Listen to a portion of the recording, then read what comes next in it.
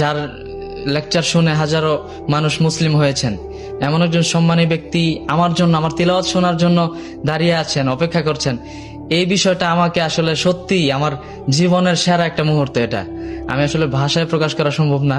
যেহেতু আপনি প্রশ্ন করেছেন, সেহেতু আমি এখন আমার হাত পা কেমন যেন মনে হচ্ছে যে প্রশ্নের উত্তরগুলো আসলে সঠিকভাবে অনুভূতিটা আসলে ভাষায় প্রকাশ করা সম্ভব হচ্ছে না। যে আমার জন্য দোয়া করবেন।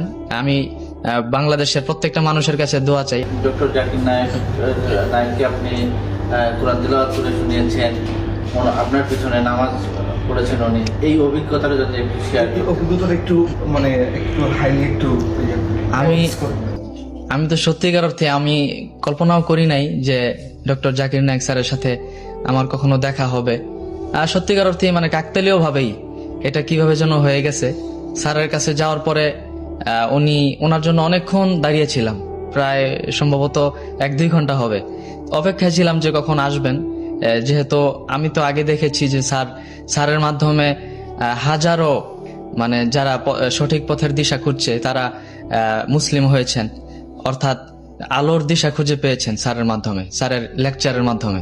তো স্যারকে আমি শুধু দেখবো এই জন্য 1-2 ঘন্টা দাঁড়িয়েছিলাম। তো তখন স্যার যখন আসলেন আসরের নামাজের সময়, তখন নামাজ পড়ার সাথে সাথেই আমরা তো ওয়েট করছিলাম যে কখন উনি আসবেন, দেখা হবে।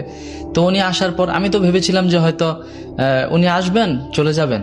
তো আসার পর যখন আমার সাথে একজন ভাই ছিলেন, 2জন ভাই ছিলেন আর কি, মোকাম্মেল ভাই এবং নাজমুল ভাই ছিলেন। তো ওনারা যখন পরিচয় করিয়ে দিলেন যে উনি একজন হাফেজে কোরআন, উনি কোরআন নিয়ে বিশ্বজয় করেছেন, তো উনি খুব গুরুত্ব সহকারে বললেন যে তেলাওয়াত করার জন্য। তো তেলাওয়াতের পর তেলাওয়াত করা অবস্থায় উনি যেভাবে তেলাওয়াতটাকে উপভোগ করেছেন বা হৃদয় দিয়ে শুনেছেন, এটাই আসলে আমি মনে করেছি যে না আমার আশাটা সার্থক হয়েছে আলহামদুলিল্লাহ। স্যার যেহেতু স্যারের মাধ্যমে হাজারো মানুষ কোরআনের পথে এসেছে, তো স্যার যখন আমার তিলাওয়াতটা এইভাবে সুন্দরভাবে শুনেছেন, মনোযোগ দিয়ে শুনেছেন, এটা আমার ওই দিনের স্যারের সাথে দেখা করার আমার পরিপূর্ণ আমি প্রাপ্তি হিসাবে নিয়েছি আর কি। আর এরপর উনি এরপর বলেছিলেন যে নামাজে আসার জন্য। তারপর ফজরের সালাত একসাথে আমার ইমামতিতে স্যার নামাজ আদায় করেছিলেন। তো এরপরে আবার উনি নামাজের পর দাঁড়িয়েছিলেন যে আবার আমাদের সাথে দেখা হবে, একটু কোরআন তিলাওয়াত শুনবে। আসলে স্যারের মতো মানুষ, এত ওয়ার্ল্ড ওয়াইড, যার লেকচার শুনে হাজারো মানুষ মুসলিম হয়েছেন, এমন একজন সম্মানী ব্যক্তি আমার জন্য, আমার তিলাওয়াত শোনার জন্য দাঁড়িয়ে আছেন, অপেক্ষা করছেন। এই বিষয়টা আমাকে আসলে সত্যিই আমার জীবনের সেরা একটা মুহূর্ত। এটা আমি আসলে ভাষায় প্রকাশ করা সম্ভব না। যেহেতু আপনি প্রশ্ন করেছেন, সেহেতু আমি এখন আমার হাত পা কেমন যেন মনে হচ্ছে যে প্রশ্নের উত্তরগুলো আসলে সঠিকভাবে অনুভূতিটা আসলে ভাষায় প্রকাশ করা সম্ভব হচ্ছে না। যে আমার জন্য দোয়া করবেন।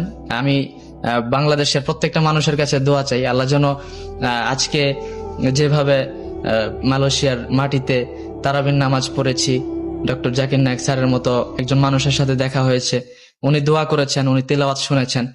যেহেতু কোরআনের একটা সম্মান, এই সম্মান যেন সবসময় ধরে রাখতে পারি, সেজন্য আপনাদের সবার কাছে, বাংলাদেশের প্রত্যেকটা মুসলমান মানুষের কাছে আমি দোয়া চাই।